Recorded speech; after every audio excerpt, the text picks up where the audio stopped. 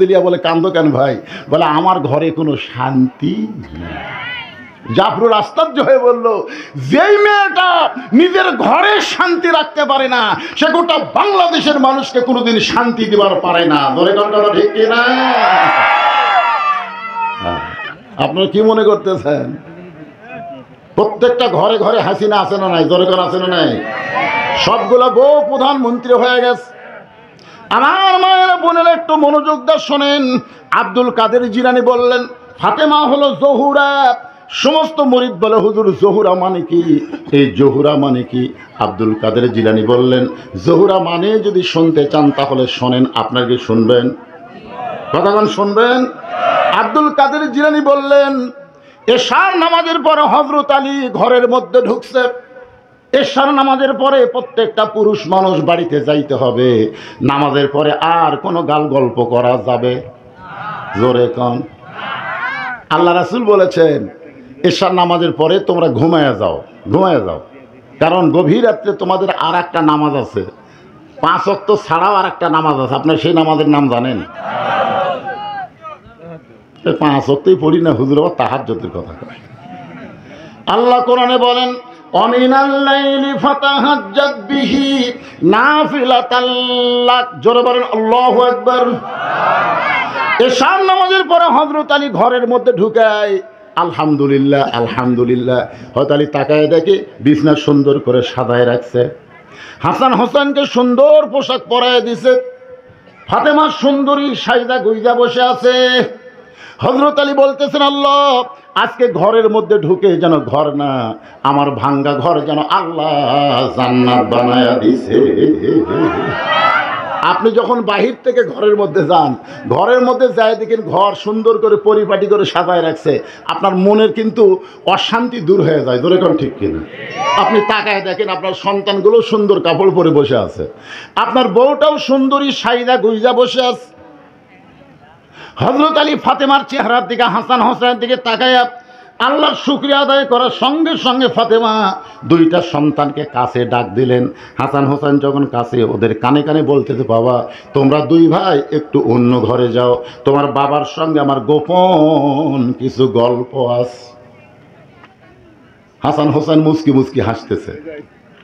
যে বলছে তোমরা 2 ভাই একটু অন্য ঘরে যাও, তোমার বাবার সঙ্গে আমার গোপন কিছু গল্প আছে। হাসান একটু বড় তো, হোসেনকে বলতেছে আয় আয় বারে হাই, এই গোপন তুই বুঝবি না আমি বুঝি। মা সাইজা গুইজা বসে আছে কার জন্যে? জোরে বলেন না কার জন্যে? তা আমরা 2 ভাই যদি ঘরের মধ্যে থাকি কাম হবে? এই জন্য মা বলতেছে তোমরা 2 ভাই একটু বাহিরে যাও। আল্লাহ রাসূল বলেছেন তোমাদের সন্তান যদি 2 বছরের বেশি বয়স হয়, এই সন্তান যদি ঘরের মধ্যে চেতন থাকে, খবরদার চেতন অবস্থায় তোমার হালাল বউকেও তুমি আদর করতে পারবা না। কারণ যদি আদর করো ওই বেড়া এসে বলতে পারে আব্বা তাই মাছ চাপা ধরছিল রে। হাসতেছেন? এরই নাম হলো ইসলাম ভাইজান। ইসলাম এত সহজ না। ইসলাম কত সুন্দর। নিজের হালাল বউকে আদর করবার গেলেও নিজের সন্তানের দিকে খেয়াল করা লাগে। হাসান হোসেন 2 ভাই যখন হাসতে হাসতে অন্য ঘরে যায়, সঙ্গে সঙ্গে ফাতেমা ঘরের দরজা বন্ধ করেছে।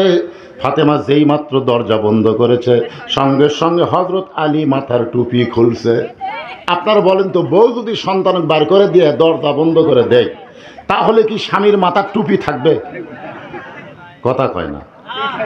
আমি যত বড়ই হুজুর হই, আমি যখন বউয়ের সাথে প্রেম করি এই টুপি মাথার দেয়া, এই জুব্বা হাব্বা পরে। আপনাদের কাছে আমি হুজুর, বউয়ের কাছে গেলে হুজুর। আমি একবার বউকে 500 টাকা দিয়ে বলছিলাম আমি 10 মিনিট ওয়াজ শুনবা, বিনিময়ে 500 পাবে। আর বউ বলতে তাড়াতাড়ি টুপি খোলেন তো, ওগুলো ধান্দা বাদ দেন, যা করছেন করছেন। যেই মাত্র দরজা বন্ধ করেছে সঙ্গে সঙ্গে হযরত আলী মাথার টুপি খুলে ফাতেমাকে 2 খানা হাত বাড়ায় ডাকতেছে ও বিবি 6 মাস আগে নবী বিদায় হয়েছে। কয় মাস? নবী বিদায় নেওয়ার পর তোমার সাথে আমার কোনো ভাব প্রেম হয় নাই। আজকে হাসান হোসেনকে বের করে দিয়ে তুমি যখন দরজা বন্ধ করেছো একটু বুকের মধ্যে আসো, আমরা 2 জন প্রেম নিবেদন করতে চাই। এই কথা বলার সঙ্গে সঙ্গে ফাতেমা দৌড়ে এসে স্বামীর বুকের মধ্যে মাথা ঢুকায়া ছোট বাচ্চার মতন কান্না শুরু করেছে।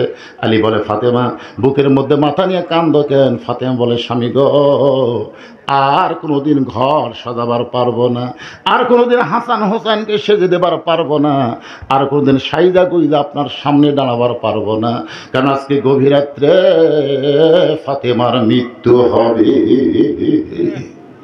যেই কইছে গভীর রাত্রে ফাতেমার মৃত্যু হবে, গাছের গোড়া কাটলে গাছটা যেমন ঠাস করে পড়ে যায়, হযরত আলী তেমনি পড়ে গেলেন ঘরের মাঝায়। মা ফাতেমা মুচকি মুচকি হেসে ওই স্বামীর মাথাখানা উরাতের উপরে নিয়ে কপালে একটা চুমা দিয়ে বললেন, স্বামী গো, এমন করে আপনি কাঁদবেন না, কারণ আসলে যাইতে হবে।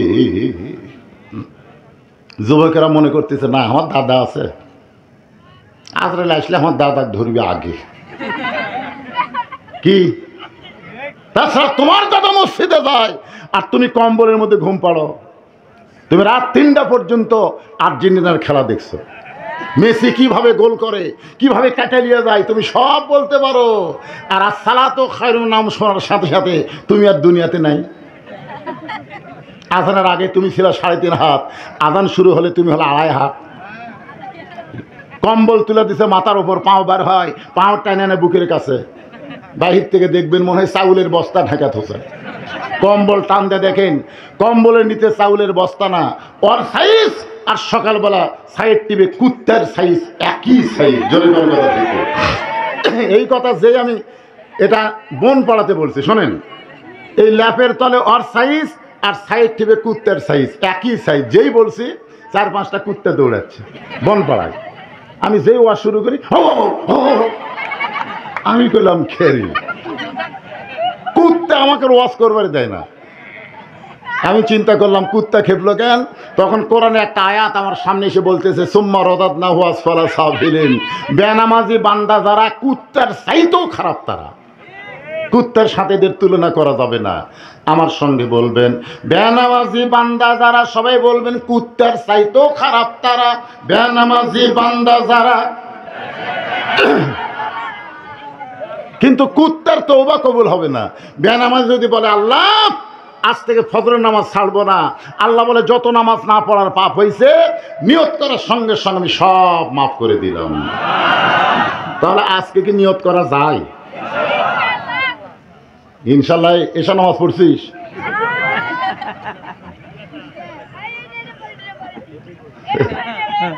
ঠিক আছে, বোঝা গেছে। কি যুবকেরা মন খারাপ করলা? মাগরিব এশার নামাজ কারা কারা পড়েনি আমি হাত তুলবার কব না, হাত তুলবার বলবো না, কিন্তু আজকে আলোচনা শোনার পরে কারা কারা ফজরের নামাজ পড়বেন না তারা একটু হাত তুলুন তো দেখি। থাইয়ের জানলা লাগবে হুজুর, ফ্যান লাগবে হুজুর, কিছুই লাগবে না, 1 নম্বরে মুসল্লি লাগবে। জোরে কোন কথা, ঠিক কথা বলেন, কি লাগবে? মুসল্লি লাগবে। মুসল্লি যদি মসজিদ ভরা যায়, মসজিদ কি হবি আপনারা জানেন? হাঁটু যদি জোরে পড়ে, কয় না রে টাইস মারা লাগবে। শীতের মধ্যে জানলা দিয়ে বাতাসে কয় না রে ঠাই লাগান লাগবি। মসজিদ কমিটিরা পাগল হবে যে নামাজ পড়ে দুনিয়ার প্রতি তার আকর্ষণ বেশি হয় না, আখিরাতের প্রতি তার আকর্ষণ বেড়ে যায়। জোরে কোন কথা, ঠিক কিনা?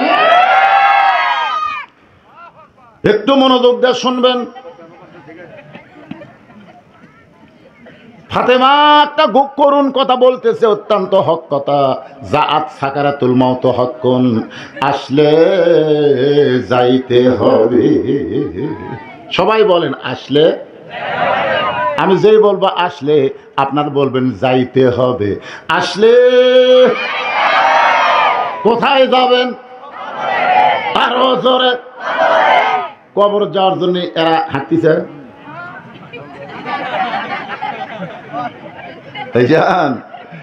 আরে আপনি যতই হাসেন, যতই 4তলা 5তলা বিল্ডিং করেন, ঘাড় কাজ করে দেখতেছে। কি দেখতেছে ভাই? 5তলার 4তলা হচ্ছে রড বাইর করে থুসি, আর 1তলা করলে আমার মন শান্তি।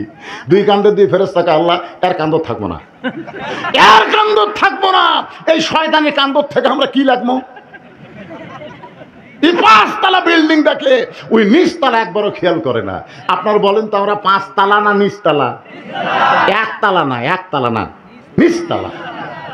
একতলা তো তাও ভালো, কিন্তু ওরই তলে আর একটা তালা খোঁড়া লাগবে, জোরে কোন ঠিক কিনা? তাহলে আপনারা বলেন 5 তালা না নিচতলা? কিন্তু যেদিন ডাক পড়িবে কবর মাঝে যাইতে, জোগাড় কিছু করছো বন্ধু তার মাঝে বিছাইতে। ওগো স্বামী, এমন করে আপনি কাঁদবেন না, কারণ আমি জানি আমার স্বামী হলো 2 দিক দিয়ে 1 নম্বর। ধরে কোন কয় নম্বর? কে বলতেছে? ফাতেমা বলতেছে আমি জানি আমার স্বামী হলো 2 দিক দিয়ে 1 নম্বর। এই দুনিয়াতে সবচাইতে জ্ঞানী হলো আমার স্বামী হযরত আলী। ধরে কোন সুবহানাল্লাহ। কিয়ামত পর্যন্ত হযরত আলীর মতন জ্ঞানী কোনো মানুষ হবে? ধরে কোন হবে? ওমর ফারুক রাখালকে উটের পিঠে দিয়া জেরুজালেমে গেছিল। জেরুজালেমের খ্রিস্টানরা মনে করছে যিনি উটের পিঠে বসে আছে তিনি হযরত ওমর। একটা চৌকি এনে উটের সঙ্গে লাগায় বলতেছে আমিরাল মুমিনিন, চোখের উপর আস্তে পা দেয়া তারপরে মাটিতে নামেন। রাখাল খালি ছোট বাচ্চার মতন কান্দে। জেরুজালেমের লোকেরা বলে আপনি কান্দেন কেন আমিরাল মুমিনিন? বলে আমি তো আমির না রে পাগল, যিনি উটের রশি ধরে জমিনে দাঁড়ায় আছে তিনি হলেন হযরত ওমর। সমস্ত জেরুজালেমের খ্রিস্টানরা বলে এটা কেমনে হয়? রাখাল বলতেছে আল্লাহর কোরআন অনুযায়ী যখন রাষ্ট্র চলবে তখন এমনি সম্ভব হয়ে যায়। সুবহানাল্লাহ। আপনারা দেখেননি, আমি দেখছি বাংলাদেশের শহীদ প্রেসিডেন্ট জিয়াউর রহমান যখন বাংলাদেশের রাষ্ট্রপতি হলো, ইনি বগুড়ার সাতমাথা থেকে মহাস্থানগড় পর্যন্ত হেঁটে হেঁটে গেছেন। ডিসি, এসপি, এমপি, মন্ত্রী এরকে ডায়রিয়া হচ্ছে, ডায়রিয়া হচ্ছে। যাওয়ার সময় গোকুলের ওটি এক কৃষক আসতেছে জমির থেকে, দৌড়ে গিয়া শহীদ প্রেসিডেন্ট জিয়াউর রহমান তাকে বুকের মধ্যে নিয়ে কপালে একটা চুমা দিলেন। ডিসি, এসপি কয় হাই হাই রে, ইয়ার গাও ঘামে কি গন্ধ রে। রে দুনিয়ার থেকে যখন চলে গেলেন তার আমল নামা হলো একটা ভাঙ্গা সুটকেস, 1 টাকাও ব্যাংক ব্যালেন্স নাই। আর হাসিনা তার বোন আর ওর বেটা জয় এই রূপপুর থেকে 5,500 কোটি টাকা একটা জায়গার থেকে আর মারিছে, এক জায়গার থেকে। আর বলে আমার কেউ নেই। তোর এত কেউ নেই, তুই এত মানলি কেন? গোটা বাংলাদেশকে তলাবিহীন ঝুড়ি বানাচ্ছে। জোরে কোন কথা ঠিক কথা বলেন? মিশে মায় বন্দি থাইকা করলাম কত খেলা, পশ্চিমে তাকায়া দেখো তোমার জীবনের ডুইবা গেছে বেলা।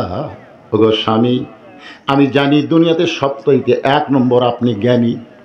সমস্ত জেরুজালেমরা বলতেছে তাহলে আর আমরা খ্রিস্টান থাকবো না, আমাদের পড়ায় দেন লা ইলাহা ইল্লাল্লাহু মুহাম্মাদুর রাসূলুল্লাহ।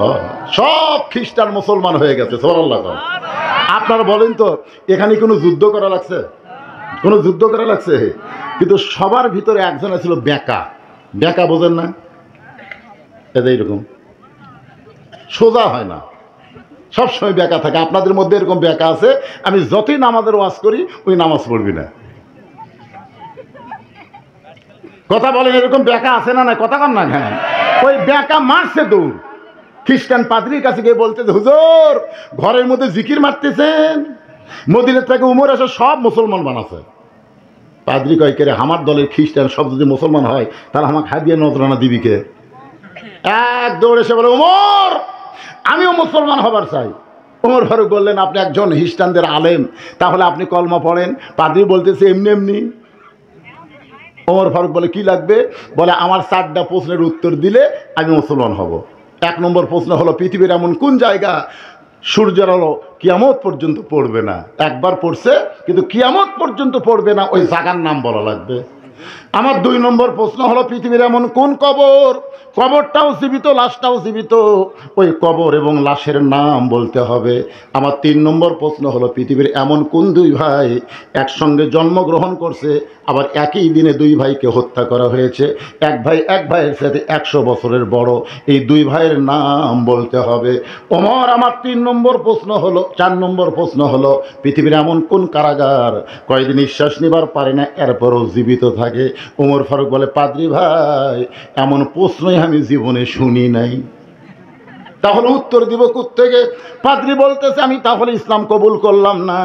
ওমর ফারুক জেরুজালেম থেকে যখন মদিনায় হয়তো আলীর সঙ্গে ওমরের দেখা হয়, আলী বলতেছে আমির আল মুমিনিন, আপনি জেরুজালেমে গেলেন, খবর কি? বলে সব খ্রিস্টান মুসলমান হয়েছে।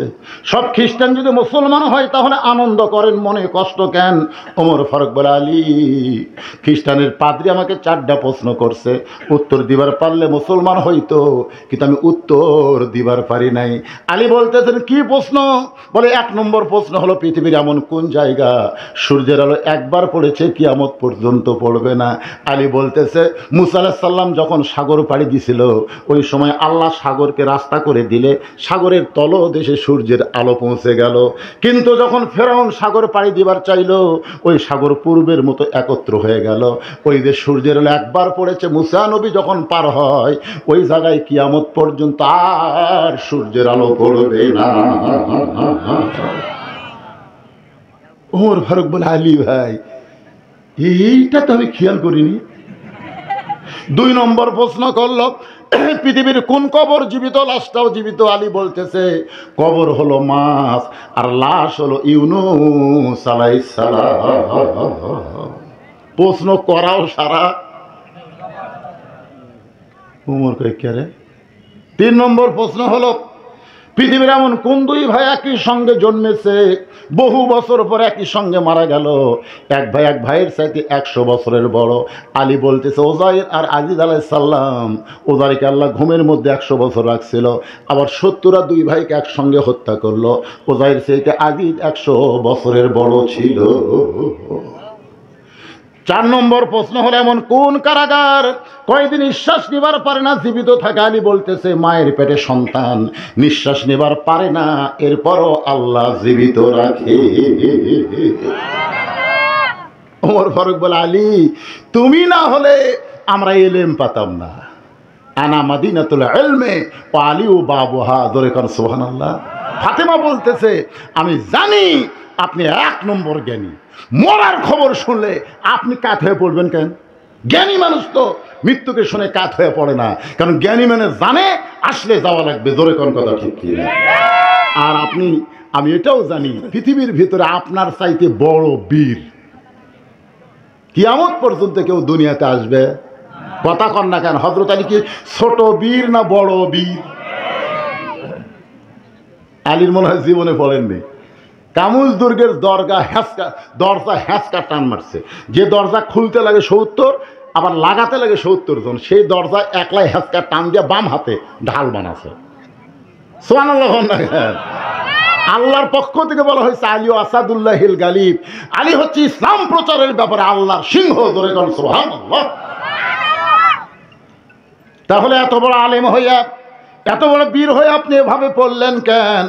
আপনি কি জানেন না এ দুনিয়া থাকার জায়গা না, আসলে যাইতে হবে। ওগো স্বামী, গভীর রাত্রে আমার মৃত্যু হবে, মরার আগে আপনার কাছে 3টা জিনিস আমি চাই, এই 3টা জিনিস মরার পরে আমাকে দেওয়া লাগবে। ধরে কোন কয়টা? আলী বলতেছে ফাতেমা, দুনিয়ার জীবনে গরিব ছিলাম বলে তুমি আমার কাছে কিছুই চাইলা না, কারণ রাসূল বলেছে ও ফাতেমা তোমার সঙ্গে আলীকে বিয়া কিনতে আমি দেইনি মা। ফাতেমা চমকে বলতেছে বাবা তাহলে আলীর সঙ্গে আমার বিয়া কে দিল? আল্লাহ রাসূল বলে ফাতেমা আমি বাবা হইয়া একটা গরিবের সঙ্গে আমার মেয়েকে কোনোদিন বিয়ে দিবার চাইনি, আলীর বিয়া স্বয়ং আল্লাহ তাআলা ঘটকালি করেছে। কারণ খাদিজা রাদিয়াল্লাহু তাআলা যখন দুনিয়া থেকে বিদায় নিচ্ছে তখন শুধু কান্দে আর কান্দে। রাসূল বলে খাদিজা কান্দেন কেন? বলে হুজুর আমি দুনিয়ার থেকে চলে গেলে আপনার কে দেখবে, আপনার দেখাশোনা করবে কে, এই চিন্তায় কাঁদতেছি। ফাতেমা দৌড়ে এসে বলে মা কোনো চিন্তা করেন না, আপনি মরে গেলে আমি আমার বাবার দায়িত্ব নিলাম। সঙ্গে সঙ্গে রাসূল ফাতেমার কপালে চুমা দিল, মা সত্যিই তুই আমার দায়িত্ব নিলি? আল্লাহ হবে ফাতেমা আপনার দায়িত্ব নিলে খুশি হবেন, কিন্তু বিয়ে দেবেন না। বিয়ে দিলে স্বামীর বাড়ি চলে যাবি, তার দায়িত্ব কেমনে নিবি? নবী কয় আসলেই তো তাই রে, বিয়ে দিলেই তো চলে যাবি রে। আমাকে আল্লাহ কোনো ছেলে দেয়নি, 3টা মেয়ে দিছে, বিয়ে দিলে আমার কাছে থাকবি। আমি মেয়েদের জন্য আমার বাড়ির থেকে 200 হাত দূরে একটা 3তলা বিল্ডিং করে দিলাম, যে মা আমার কাছে থাকতে তোমাকে শরম লাগে ওই জায়গায় থাকো। আর ওখানেও থাকেনি, না সবসময় বাপকে দেখা যায়, দরকার নেই, শহরত যাই। আমি চিন্তা করতেছি যে আমার কোন মেয়ে আমার কাছে থাকবি রে। ছেলে হলে তো যাই হোক, খারাপ হলেও তো বউলে থাকলো নি, ধরে কোন ঠিক কিনা। কিন্তু বিয়ে হওয়ার পরে প্রত্যেকটা জামাই কয় না না না না না না, শ্বশুরের কাছে থাকা যাবে না। এখন চিন্তা করেন, আল্লাহ নবী চিন্তায় পড়ে গেলেন। এমন সময় আল্লাহ বলে, হাবিব, আপনি হলেন হাবিবুল্লাহ, আপনি যা চাবেন আমি আল্লাহ তাই কবুল করব। আল্লাহ নিজেই ঘটকালি করে আলীর সঙ্গে ফাতেমার বিয়ে হলো। আলী বলতেছেন, ও ফাতেমা, দুনিয়ার জীবনে গরিব ছিলাম বলে তুমি কিছুই চাইলা না, মরার সময় কি চাইবা? ফাতেমা বলে, 1 নম্বর চাওয়া হলো রাতের অন্ধকারই আমাকে দাফন করা লাগবে, রাতের বেলা মৃত্যুবরণ করব, আর দিনের বেলা যদি আমার কবর দেন আমার পর্দার খেলাফ হয়ে যাবে। মায়েরা শোনেন, দিনের বেলা কবর দিলে পর্দার খেলাফ হবে, দুনিয়ার মানুষ জানতে পারবে ফাতেমার কবর যদি এত বড় হয় তাহলে ফাতেমা এতটুকু লম্বা ছিল। ওগো স্বামী, আমার 2 নম্বর চাওয়া হলো আমার কোনো জানাজার ব্যবস্থা করবেন না, আমার লাশ সামনে নিয়ে অনেকগুলো পুরুষ মানুষ দাঁড়াবে, আপনি কোনো জানাজার ব্যবস্থা করবেন না। আলী বলে, ফাতেমা, লক্ষ মানুষ তোমার জন্য দোয়া করবে, তুমি কি চাও না যে তোমার মৃত্যুর উপরে দোয়া করুক? ফাতেমা বলতেছে, লক্ষ মানুষ যদি বলে ফাতেমা ভালো, আর আপনি যদি বলেন ভালো না, ওই লক্ষ মানুষের দোয়া দেওয়া ফাতেমার কোনো লাভ হবে না। আর দুনিয়ার তামাম মানুষ যদি বলে ফাতেমা খারাপ, আর আপনি যদি বলেন আমার বউ ফাতেমা ভালো, ওই স্বামীর সার্টিফিকেটে আল্লাহ ফাতেমার জন্যে 8টা জান্নাতের দরজা খুলে দিল। এখন বলেন, বউ ভালো হওয়া লাগবে কার কাছে? আমার মেহেরলি ভাই ওয়াজ করলো, হুন্না লিবাসুল্লাকুম ওয়া আনতুম লিবাসুল্লাহুন্না। স্বামী হলো বিবির পোশাক, বিবি হলো স্বামীর পোশাক। এই পোশাকের তিনি 2 নম্বর গুণ বলেছেন। 1 নম্বর গুণ হলো পোশাক পরলে মানুষের সম্মান বাড়ে। ধরে কোন কথা ঠিক কি না? কোন পোশাক? খালি বলছে পোশাক পরলে মানুষের সৌন্দর্য বৃদ্ধি পায়। আপনার বলেন তো এটা কোন পোশাক? যে পোশাক পরে খাড়া হয়ে পেশাব করা লাগে, কথা কন না কেন? কতগুলো যুবক ছেলে এমন টাইট ফুল প্যান্ট পরছে, পেশাব লাগলে আর বসে, জোরে কোন বসে, খাড়া হয়ে মেরে দেয়। আপনার বলেন তো খাড়া হয়ে পেশাব করলে ক্ষতি কি? 1 নম্বর ক্ষতি হলো পেশাব ক্লিয়ার হয় না। যখন ওই মনে করছে পেশাব ক্লিয়ার হয়ে গেছে, এই মনে করে যে যন্ত্র ভিতরে ঢুকে সেল লাগালো, তখন যন্ত্র থেকে কমপক্ষে 22 ফোঁটা, ধরে কোন কয় ফোঁটা? 22 ফোঁটা পেশাব কোন জায়গাত পেলো? কথা কন না কেন? কোন জায়গাত পেলো? ওর হয়তো বাহির থেকে ভিজা দেখা যাচ্ছে না, কারণ ওর ভিতরে আর একটা প্যান আছে, নাম হলো আন্ডার প্যান। ধরে কোন কি প্যান? গোটা আন্ডার প্যান ভিজা গেছে। ওই যন্ত্রের উষুমে এক সময় পেশাব শুকে গেছে। পেশাব শুকালে কিন্তু পেশাবের জীবাণু মরে না ভাই, জান, যত শুকাবে তত জীবাণু বাড়বে। ওই জীবাণু, ওই যে একটা ছিদ্র আছে, ওই ছিদ্র যা ভিতরে যায়, ভিতরে ঢুকে ঢুকে ভিতরে যা গোড়ার কাছে যে রগগুলো আছে, এই রগগুলাই ওই জন্তু জীবাণু ধরে এক সময় রগ কাটে দেয়, বাইলে মাছের মতন পড়ে থাকে, আগা মোটা গোড়া চিকন হয়ে যায়। ইন্ডিয়ান হারবাল খেয়েও কোনো কাম হবি না।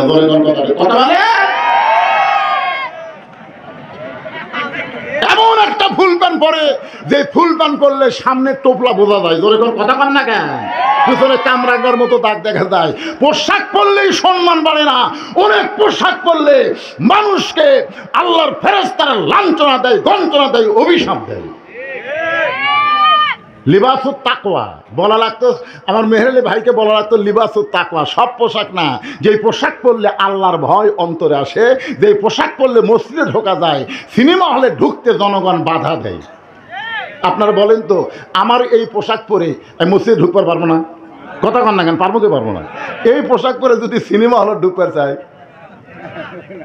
যারা সিনেমা দেখতেছে তারা হুজুর, হুজুর আপনি মনে হয় ঘর ভুল করছেন হুজুর, টুপি মাথার দিয়ে খাটু দাঁড়িয়ে নিয়ে যুগ ব্যাপার আপনি কোথায় ঢুকতেছেন?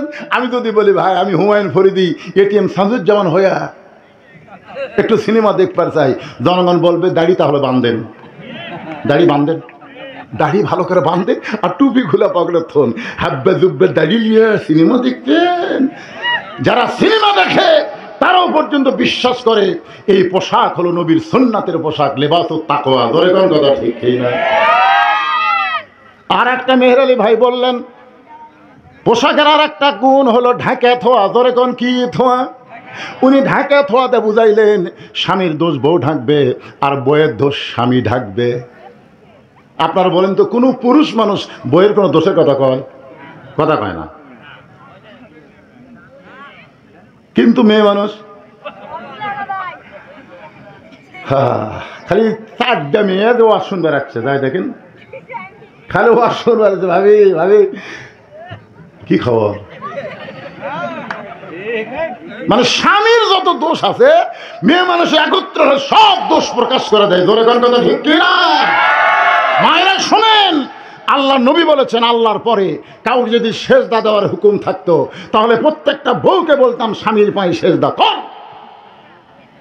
আর রেজালু কাওয়ামুন আলা নিসা। ভাগ্য খারাপ, অনেক বছর ধরে আমরা মরদ মানুষের শাসন পাইনি। জোরে কোন ঠিক কিনা? কথা কন না। ভাগ্য খারাপ, আগামীতে আর মেয়ে মানুষের শাসন চলবি না। কারণ বেগম খালেদা জিয়া অসুস্থ, দুর্বল, প্রধানমন্ত্রী হওয়ার কোনো চান্স। আর বিএনপি যদি ফেল করে ভাই তাহলে টুপিওয়ালার বাংলাদেশ। হ্যাঁ, মনে করতেছে বিএনপি